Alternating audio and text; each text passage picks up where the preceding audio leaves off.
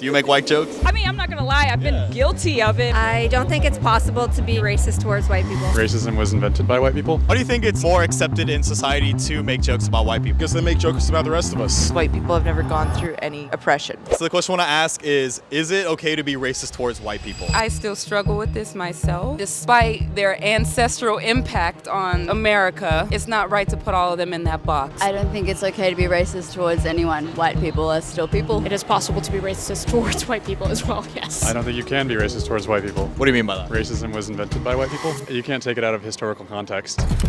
So historically, there's been one race that has more power in the system. Racism was invented by white people to protect white power primarily. I don't think it's possible to be racist towards white people. There needs to be a system of oppression. Generally, white people are the ones controlling that system of oppression. Why do you think it's more accepted in society to make jokes about white people? Because they make jokes about the rest of us constantly. So do you feel like you have your guard up against white people? Sometimes I do. When white people are going through hardship, they're not as sensitive to it as you would be to a black community. In general, like white people, the privilege behind that. Do you make white jokes? I do sometimes, a little bit, but I'm trying to do better. Because over the last few years, there's a growing movement where we're telling white people not only to ignore, but to accept things that we would never say to another race. Too many white people in here, and this is a space for people of color. White women. And if progress is the goal, then we must acknowledge inconsistencies and call out the double standards. Bro, you make fun of white people all the time. Not a whitey. I mean, bro, dude, I'm just trying to make a video right now. But would questioning this issue make me a white apologist or an Uncle Tom? But more importantly, am I making the problem worse by even talking about it? Guess we gon' see.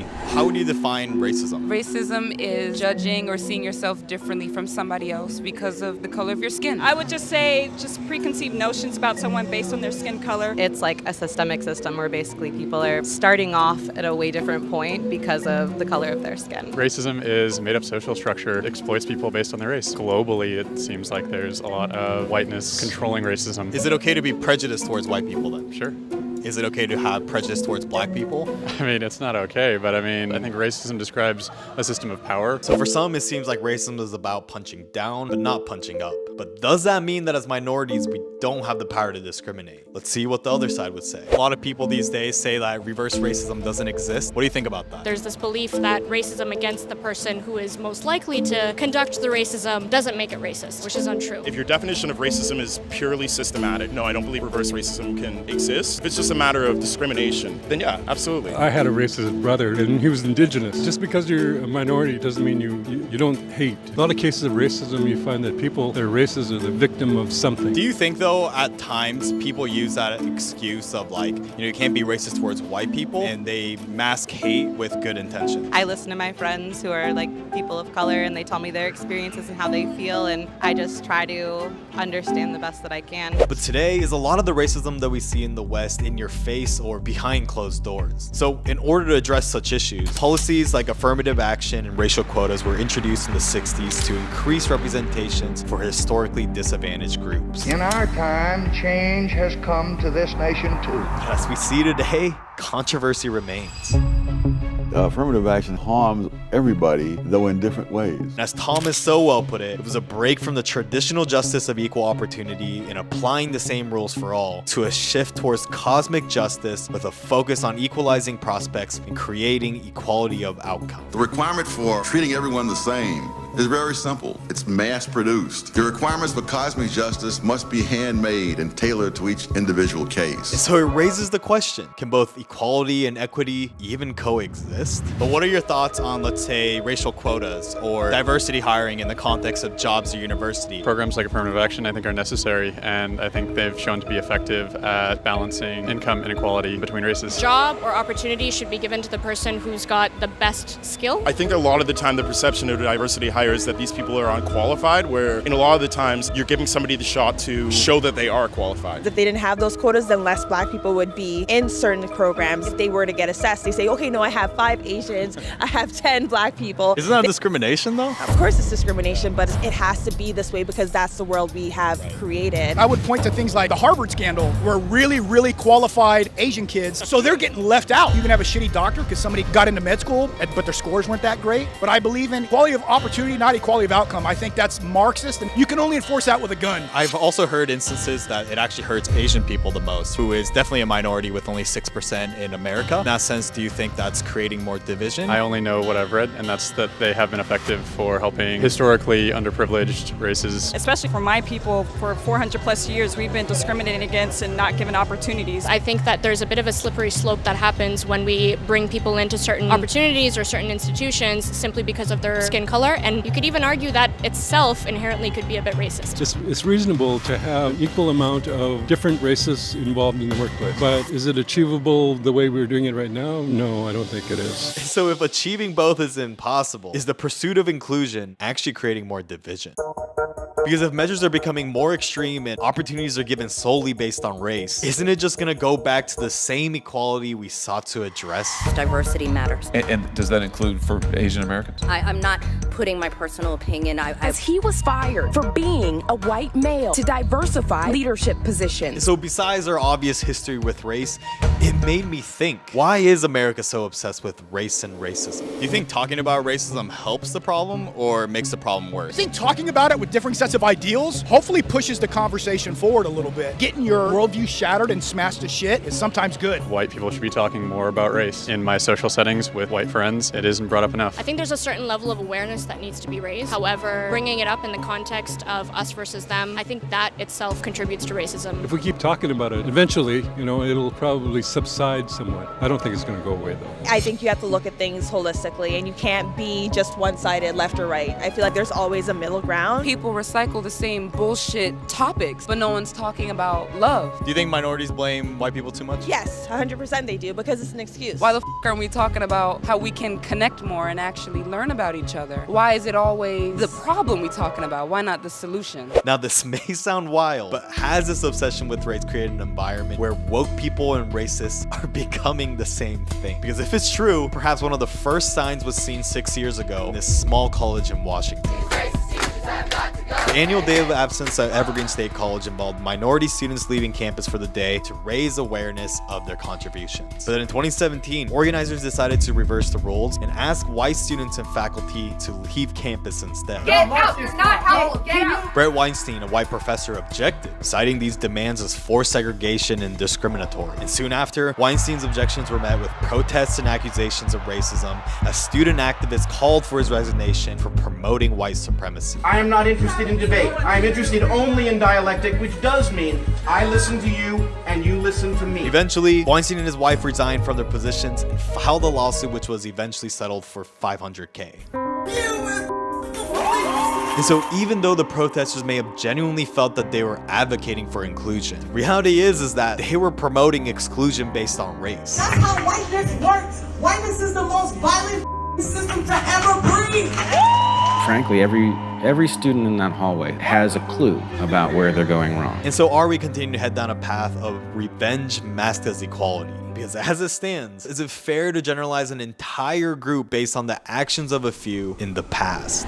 Sure, I actually think that's a really interesting question because there's a lot of research coming out about how trauma is intergenerational. So even though you may not have experienced something if your parents did, if they ever shared that story with you, you might have that ingrained memory somewhere. Okay, well then how about this? Like, I'm Japanese American, right? Do you think then Americans should judge the actions of my ancestors, let's say, on me? I think it's important that people have this type of dialogue, why they think a certain way, why they hold certain beliefs, and that's the only way we're going to be able to move forward as a society. Okay, but what if we take a completely different approach to it? Do you think it's okay to be racist if you're equally racist to everyone?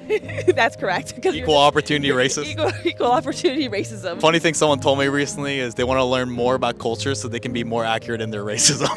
Shut up. Why do you think I'm traveling right now? That is straight dedication. So kidding aside, is saying that we don't have the power to discriminate as minorities using victimhood to actually discriminate? But on the other hand, is this overcorrection necessary to correct the wrongs of the past? And it seems like that's exactly what Hollywood is doing. Whether it be Indian Velma or Black Annie, a recent trend has been replacing originally white characters with minorities in the name of diversity. The power of media cannot be ignored. Do you think that's a good way to increase representation amongst minorities, or do you think that's a bit lazy? Anytime that we try to intentionally increase visible minority representation in the media is a good thing. Maybe it's forceful diversity, people trying too hard to be inclusive and all that. Honestly speaking, I can't say that I looked to Disney characters or other characters to see what opportunities exist for me. However, being able to see other women of color in positions of power, whether it be in the legal force, whether it be in politics, was something that did open my eyes to the opportunities that are possible. Yes, I'm a black woman, but when they create these shows, it's like almost so far gone for me. I don't care what my skin color is, I know who I am. I think it's pandering a lot of the time. When it's just you swap out a character, you don't change the dialogue, and you say they're black now, and then you try to make yourself look good, that's lazy and pandering to me. It's a good point, because does Hollywood genuinely care about amplifying minority voices,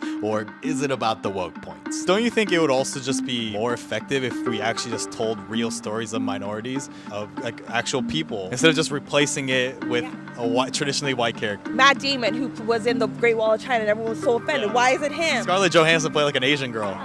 So it's like, is it because she's a better actress? There's no way there is a one Asian person that could have been casted that's as good as Scarlett, because Scarlett is not that great. And that's exactly why we need to explore the intention. Because besides the history of negative, racist, and emasculating portrayal of Asians in media, for years, films about Asians were being replaced with white people. But in current times, it's shifted to ignorant portrayals of white people while still continuing to focus on our differences rather than our similarities. It's white cis men who are the least grounded, most destructive race. And when media is constantly impacting how you view society, we're being taught that every societal ill is the fall of whites, and that as minorities, we can say whatever the hell we want about white people. So at this point, what the hell even is the solution to a more equal society? But what I realized is that this whole time, we weren't even looking at the right problem.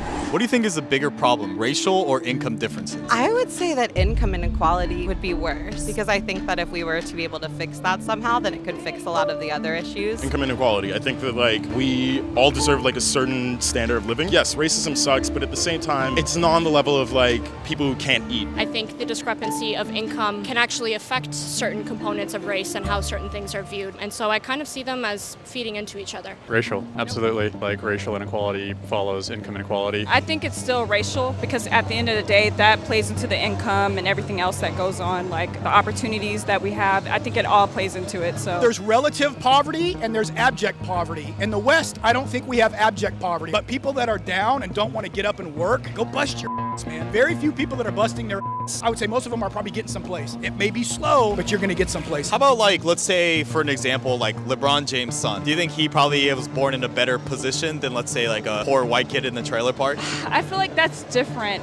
You can't compare the two, because at the end of the day, he is a black man. He still is viewed as a black man in society. Having more money would help you get along better. You can have power and still be a victim of racism. And so no matter whichever issue is worse, why do we always hear about one but not the other? Why do you think like in the news, like we hear more instances of, I feel like a lot of the rhetoric in the media today is around racial wars. It's a way of grasping at straws and dealing simply with very complex issues. But the big issue is poverty and overpopulation. People who are in charge of portraying things in the media are often very wealthy themselves, right? They don't want to shine a light on income inequality. Racism seems a lot more visual. It's visual. Yeah, you get that outrage response with racism. It's easy to be like, that person. And when the focus is on differences, that's all we start seeing.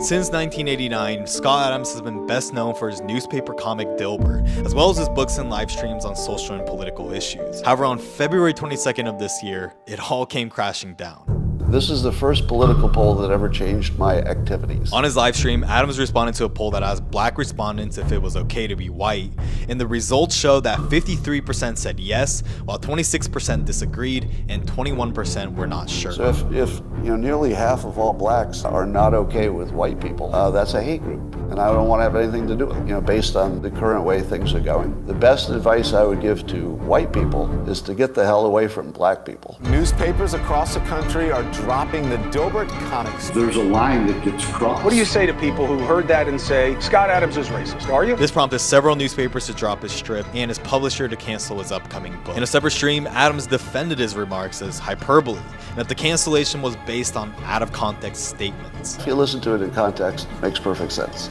Did I espouse racism, or did I say you should try to get away from it?